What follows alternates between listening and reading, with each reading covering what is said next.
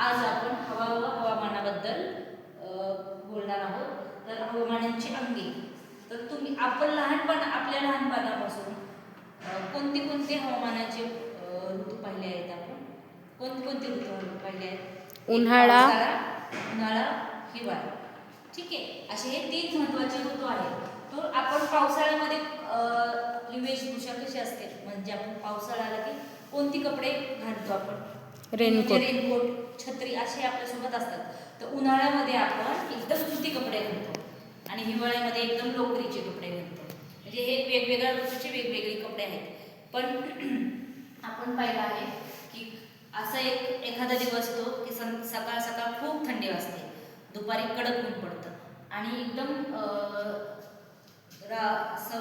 नाही का ह्याच्या वेळेस रात्रीच्या वेळेस पाऊस लागतो आणि एकदम संध्याकाळी गेलो तर आपण एक मस्त आभाळामध्ये चांदण्या दिसतात. हे वेगळं हे एक चक्र आपल्याला कशामुळे दिसून येतं?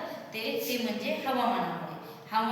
हवामानामधील बदल हे घडलेले असतात. त्याच्यामुळे हे तिन्ही ऋतू आपल्याला एकाच दिवशी दिसतात.